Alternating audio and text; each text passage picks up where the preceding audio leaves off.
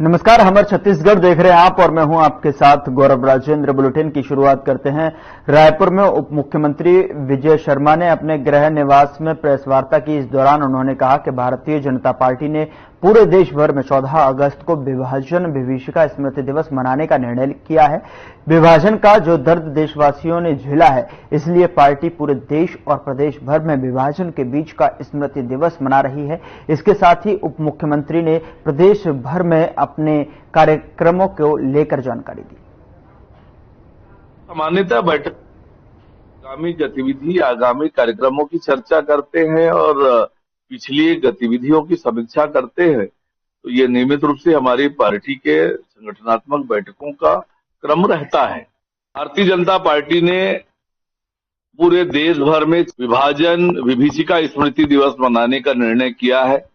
जो दर्द देश ने झेला है विभाजन का, देशवासियों ने झेला है, उसकी स्मृति लोगों को रहे कि किन परिस्थितियों में, किन कारणों से देश को विभाजन झेलना पड़ा और लोगों को तकलीफ हुई, और इसीलिए पार्टी पूरे देश भर में और प्रदेश भर में विभाजन विभीषिका स्मृति दिवस मना रही है। छत्तीसगढ़ में भी प्रदेश ने वक्ता तय किए हैं। मुझे कोरबा में आज इस कार्यक्रम में शामिल होना है। पार्टीशन के लिए किसे जिम्मेदार मानते हैं? वास्तव में जिन परिस्थितियों में, जिन कारणों से हुआ, राजनीतिक स्वार्थों के कारण हुआ, जो आधार बताए गए, वह आधार भी देश के, भारत जैसे देश के लिए वाजिब नहीं था। धर्म के आधार पर कहा गया कि ये विभाजन हो रहा है। सत्ता के लिए वास्तव में मुस्लिम लीग और मोहम्मद जिन्ना के दबाव में देश का विभाजन हुआ। ये दुर्भाग्य है देश का कि एक अखंड देश को सत्ता के लालच में, सत्ता के लिए विभाजन का दंश झेलना पड़ा। अखंड भारत का स्वरूप हम सबको ध्यान में है। आज भी कामना लोगों की यही है। लेकिन इस पे ये कांग्रेस कह रही है कि आप लोग जो है जो विभाजन का घाव है उसको कुरेद रहे हैं, बल्कि इसको लोगों ने भूल गया था या भूलने की कोशिश कर रहे हैं, लेकिन आप कुरेद रहे हैं। देखिए, जो अपने अतीत को भूल जाते हैं, इतिहास को भूल जाते हैं, उनका अस्तित्व समाप्त हो जाता है। जो दर्द देश ने झेला है विभाजन के रूप में, और क्या क्या तकलीफें झेली है, कैसे माताओं बहनों ने दर्द झेला है, कितने माताओं और बहनों के साथ अनाचार अत्याचार हुआ है, कितने लोगों को अपनी धन संपत्ति, मकान, सब कुछ छोड़कर भागना पड़ा है। ये सब लोगों के जेहन में है कि विभाजनकारी ताकतों के कारण देश को क्या नुकसान हुआ है। ये लोगों के जेहन में रहे ताकि उससे सबक लेकर हम आगे बढ़ सके। इसलिए ये कार्यक्रम आयोजित हो रहा है। कांग्रेस को क्या करना चाहिए? कांग्रेस आज बल्कि संविधान यात्रा निकाल दी है। आप लोग कहते हैं कि सब उन्हीं के कारण हुआ है, तो देश से माफी मांगे, क्या करें, करे क्या कांग्रेस? देखिए, कांग्रेस ने तो गलती पर गलती की है। देश का नुकसान पर नुकसान पहुंचाया है कांग्रेस पार्टी ने। जो दर्द, जो जख्म कांग्रेस पार्टी ने देशवासियों को, देश को दिया है, वो कभी भुलाया भी नहीं जा सकता है। आज ये जो दिखावा करते हैं, ये इन्हें समझना चाहिए कि उन्होंने क्या नुकसान पहुंचाया है देश को।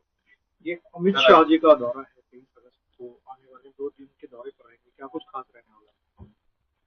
देखिए, देश के गृह मंत्री है, लगातार अलग अलग प्रदेशों में सरकार के कामों को लेकर बैठक करते हैं, समीक्षा करते हैं। जो योजनाएं सरकार की चल रही है उनको लेकर बातचीत करते हैं। तो ये निश्चित रूप से उनके आगमन से राज्य को लाभ होगा। नक्सल को लेकर भी बड़ी बैठक चर्चा है। देखिए, हमारी केंद्र की सरकार, राज्य सरकार पूरी तरह से प्रतिबद्ध है नक्सल उन्मूलन के लिए, और लगातार इस दिशा में काम भी हो रहा है और आगे भी योजना बनाकर इस दिशा में काम होगा।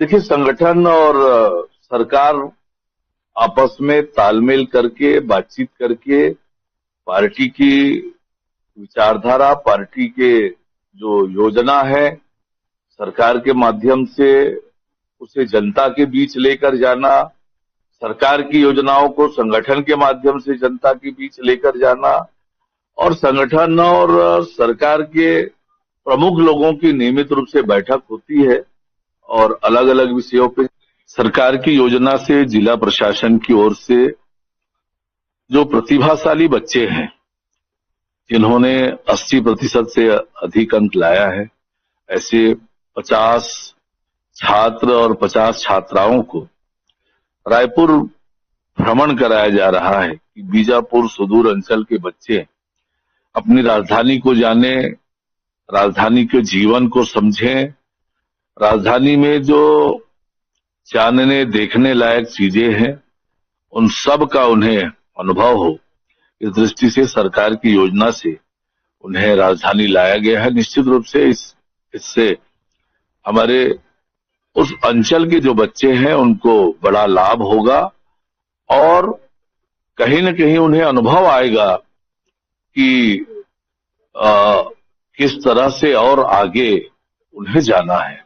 किस तरीके से अगर बस्तर की बीजापुर क्षेत्र की अगर हम बात करते हैं, जैसे पीलिया क्षेत्र के वहां से भी बच्चे हैं, उसके अंदर भी और भी विकास के कार्य हो रहे हैं, क्या इनको देख के उन बच्चों में भी वो उत्साह होगा कि वो लोग भी शिक्षा से जुड़ के यहाँ तक पहुंचे? निश्चित रूप से उनको प्रेरणा मिलेगी, उनका उत्साहवर्धन होगा, अपने प्रदेश को जानेंगे और अपने प्रदेश की राजधानी को समझेंगे कि किस प्रकार का काम सरकार कर रही है। सुदूर अंचल के रहने वाले बच्चे हैं, निश्चित रूप से देश और दुनिया के बारे में जानने का अनुभव होगा, उनका उत्साह भी बढ़ेगा, उनको प्रेरणा भी मिलेगी।